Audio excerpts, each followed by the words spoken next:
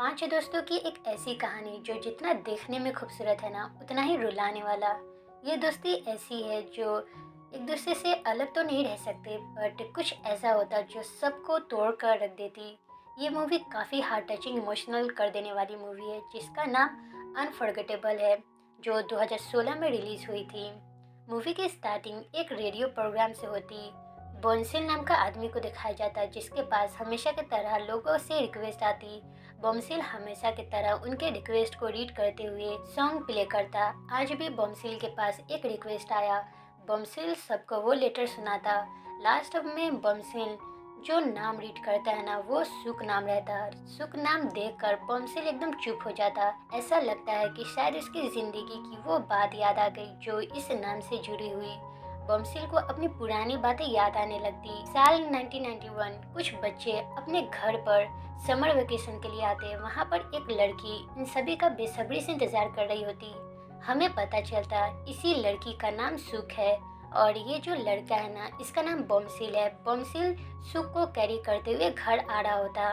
बमसिल सुख को बच्चे से ही पसंद करता बट कभी भी कह नहीं पाया। सुख की बात करे तो वो सही से चल नहीं पाती। प्रेजेंट वाली बॉम्सिल अपनी कहानी रेडियो पर सुना रहा होता। टाइम फिर से पास्ट में आती। सुख रेडियो स्टेशन में डीजे बनना चाहती है। हर रात की तरह वो डीजे की तरह एक्ट करते हुए गाना प्ले करती। बॉम्सिल जो उसके रूम के बाहर वो गाना सुनता। बॉम्सिल को जब भी वक्त मिलता वो इसी तरह से सुख के रूम के बाहर आकर गाना सुनता। अगले ही दिन सभी बच्चे बीच पर आते। सभी काफी मजे करते, खुद खाना बनाते, बातें करते। ये सभी जाने कितनी कितने दिनों से ऐसा करना चाहते थे बट स्टडी की वजह से वो सब बिजी रहे।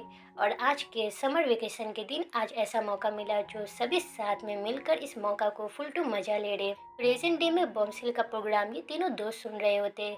सभी काफी इमोशनल नजर आती क्योंकि इन सभी की यादें फिर से ताजा हो रही होती। सभी फिर से अपनी पुरानी जिंदगी को मिस करने लगते। ये सभी एक दूसरे से इतना प्यार करते हुए बड़े होने के बाद लाइफ में ऐसे बिजी हो गए कि फिर से मुलाकात ना हो पाई। पास्ट में सुख रात को चुपके से कहीं जा रही होती। बमसिल इसे कहीं जाते हुए देख लेता। सुख गांव के एक डॉक्टर के पास आती और डॉक्टर से मुलाकात करने के बाद जब सुख घर वापस आती है तो बमसिल को देखती।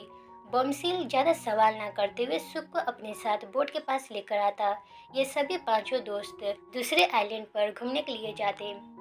जब सभी अपने डेस्टिनेशन पर पहुंचते हैं तो सभी बातें करते। सभी एक दूसरे से पूछते कि बड़े होकर क्या बनना चाहोगे। सभी अपनी अपनी ख्वाहिशें बताने लगती। सुख की बात करे तो वो बड़े होकर रेडियो स्टेशन में डीजे बनने का बात करती। सभी सपोर्ट करते क्योंकि सुख की आवाज़ काफ़ी अच्छी है। वहीं ड्यूक की माँ अपने बड़े बेटे के पास आकर बोट मिसिंग के बारे में बताती। दोनों समझ जाते कि बोट कहीं नहीं गया बल्कि ड्यूक अपने साथ लेकर कहीं गया होगा। दोनों समुद्र के पास आती। जब ड्यूक बोट को लेकर वापस आता है तो बड़ा भाई सभी को पनिशमेंट देता। सुख सभी को मार खाते हुए देखकर उसे बर्दाश्त नहीं होता। वो कहती, भाई मुझे मारो, ये सब मेरे कहने पर ऐसा किए, इन्हें छोड़ दो। भाई नहीं सुनता। सुख बेहोश होने का बहाना करती। सभी देखकर डरते हुए सुख को लेकर वहां से भागने लगते और इसके बाद सुख सबकी चोट पर मलहम लगाती और सबको बेहोश होने का झूठ बताती। एक दिन सुख की माँ का डेथ एनिवर्सरी होता। सुख अपने फादर से एनिवर्सरी के बारे में बात करती। फादर जाकर सोने को कहता क्योंकि वो अपनी वाइफ से अभी तक नाराज होकर है। वाइफ इतनी जल्दी छोड़कर चले गई जहाँ से कोई वापस नहीं आ सकता। इसी बात को लेकर नाराज है। सुख समझ जाती कि एनिवर्सरी नहीं करने वाले तो सुख आधी रात को अकेले समुद्र के पास आती और वहाँ पर माँ को याद करती। अगले ही दिन सुख डॉक्टर के पास आती। सुख डॉक्टर के क्लिनिक में हेल्प कर दिया करती है तो डॉक्टर सुख से फ्लर्ट करने लगता। इन्हें देखकर ऐसा लगता है कि दोनों एक दूसरे को बहुत पसंद करते हैं। अचानक से बॉम्सिल इन दोनों को देख लेता और समझ जाता कि ये दोनों पसंद करते। वहीं गांव में सिंगिंग कंपटीशन होने वाली होती है तो सभी बच्चे कंपटीशन में हिस्सा लेते। सुख भी लेना चाहती बट वो नहीं ले सकती क्योंकि इस तरह के पाँव से जो अपाहिज टाइप का है। तो जहाँ पर कंपटीशन होने वाला वो घर से काफ़ी दूर है जहाँ पर चलकर जाना मुश्किल। तो इसी वजह से सुख ना हिस्सा लेने का बात करती। बॉम्सिल अपने दोस्तों के साथ मिलकर सुख को हिस्सा लेने को कहता और सुख को एक पुराने ज़माने में जिस तरह की गाड़ी ब... गाड़ी बड़े बुजुर्ग अपने कामों में यूज किया करते थे, उसमें बैठाते हुए लोकेशन पर आ रहा होता। कंपटीशन खत्म होने में कुछ देर बाकी होता तो सेल्डम के पाँव में फ्रैक्चर होने के बावजूद भी दोस्त की खुशी के खातिर दौड़ते हुए लोकेशन पर आता। सेल्डम माइक छीनते हुए दौड़ने लगता, सभी रोकने की कोशिश करते। सेल्डम ऐसा इसलिए किया क्योंकि सुख अभी तक वहां पर नहीं आई। सुख जब वहां पर आती है तो सुख गाना गाते हुए कंपटीशन जीत लेती। सभी का मेहनत बेकार नहीं गया, सभी काफी खुश होते। सुख फिर से डॉक्टर के पास जा रही होती है तो रास्ते में बमसिल मिलता। सुख बमसिल के साथ क्लिनिक आती। बमसिल डॉक्टर को अपनी तबीयत खराब होने के बारे में बताता, बट ऐसा कुछ नहीं था। बमसिल का तबीयत बिल्कुल ठीक है। सिर्फ सुख को डॉक्टर के पास आते हुए देखकर क्लिनिक आया क्योंकि उसे जानना है कि दोनों के बीच में क्या चल रहा। डॉक्टर कहता, बमसिल तुम बिल्कुल ठीक हो, घर जाओ, अच्छे से खाओ पियो, बस आराम करो, तुम्हारा तबीयत बिल्कुल ठीक हो जाएगा। यहाँ पर पता चलता सुख डॉक्टर के पास इसलिए आई क्योंकि उसे सर्जरी कराना है। डॉक्टर कहा है अगर सर्जरी हो गया तो सुख दूसरे लोगों की तरह नॉर्मल चल सकती। सुख खुश हो जाती, उसे ठीक होने का पॉसिबिलिटी है, उसकी खुशी का ठिकाना नहीं रहता। बट किसने क्या सोचा था कि ये खुशी सिर्फ चंद लम्हों के लिए। बमसिल को पता चलता कि सर्जरी के बाद भी कुछ ठीक नहीं होने वाला। एक पाँव की वजह से दूसरे पाँव का भी नुकसान हो सकता, जिससे सुख कभी चल ना पाए। सुख के पाँव बड़े छोटे होने की वजह से ये सब हो रहा, सर्जरी भी कुछ नहीं कर सकती। बमसिल को बुरा लगता, वो बिना कुछ बोले सुख को लेकर घर आता। रास्ते के दौरान एक लफ्ज भी दोनों में बात तक नहीं होती। अगले ही दिन बमसिल फिर से क्लिनिक आता। डॉक्टर की तारीफ सुनकर उसे बर्दाश्त नहीं होता।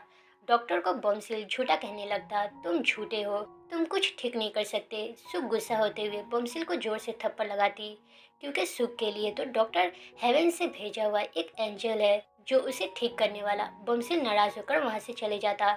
सभी बमसिल से पूछता, ऐसा क्या हो गया जो तुम डॉक्टर को झूठा कह रहे। बमसिल सबको बेवकूफ कहते हुए वहां से चले जाता। इसी बात पर ड्यूक और गिल में लड़ाई होने लगती। गिल गुस्से में कहने लगती, ये सब जो कुछ हो रहा वो सब सुख की वजह से हो रहा।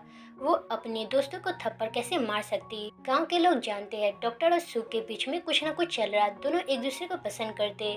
किसी को ये नजर नहीं आ रही। सुख ये बात सुन लेती। सुख को काफी बुरा लगता कि उसके फ्रेंड इतने सालों से उसके साथ रह रहे, बट इसके बावजूद भी अच्छे से नहीं समझ सके। सुख कहती, मेरे और डॉक्टर के बीच कुछ नहीं चल रहा। ये कहते हुए सुख चले जाती।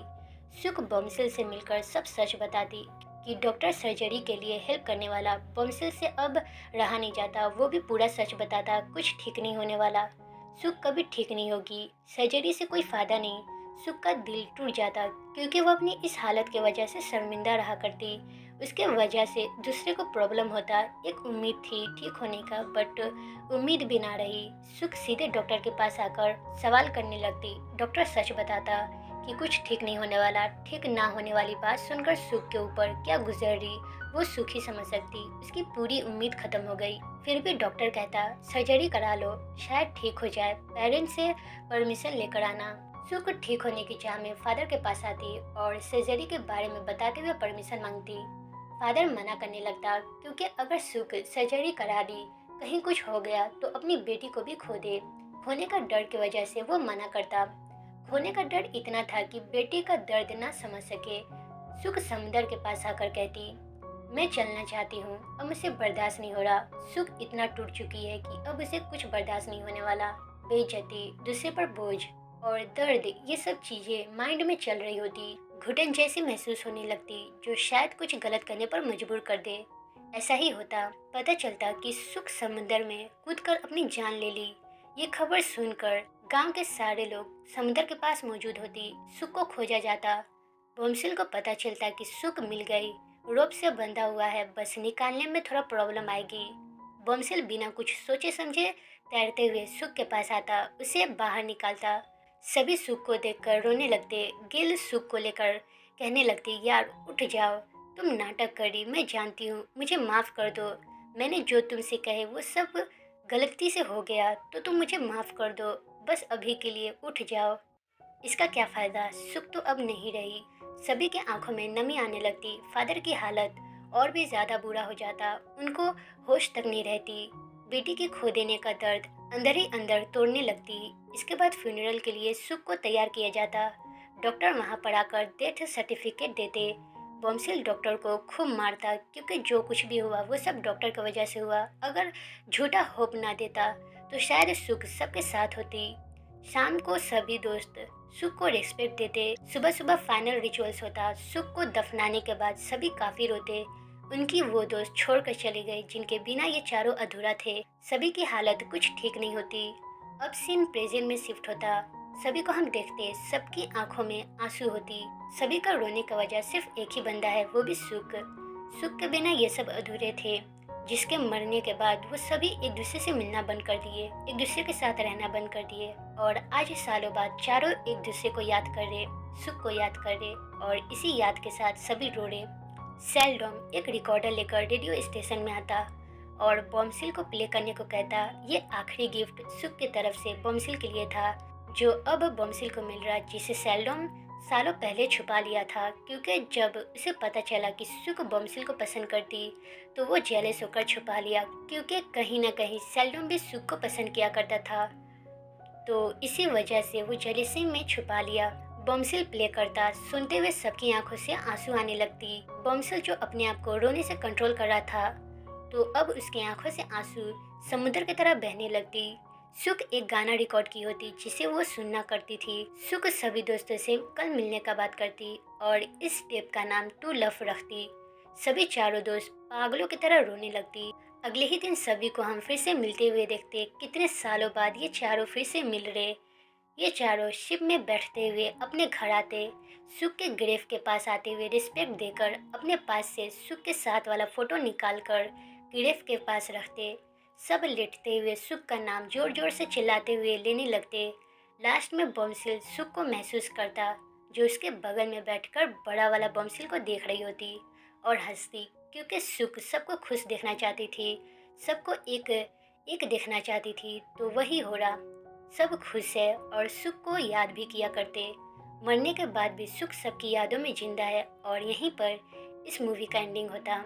ये मूवी हमें दोस्ती के मायने सिखाती। चाहे कुछ भी हो जाए, हमें अपनी दोस्ती को भुलाना नहीं चाहिए, किसी न किसी की वजह से या कोई ऐसा वजह जिसकी वजह से अगर हम साथ नहीं, तो फिर हम याद करके हंस तो सकते हैं। दोस्ती एक ऐसी चीज़ है जो हर किसी को नहीं मिलता। खुशकिस्मत है वो लोग जिसे अच्छी दोस्ती नसीब हुई। अगर ये मूवी अच्छी लगी हो तो लाइक और कमेंट करके ज़रूर बताना कि आपको कैसी लगी। और चैनल पर नए हो तो सब्सक्राइब भी ज़रूर कर दे।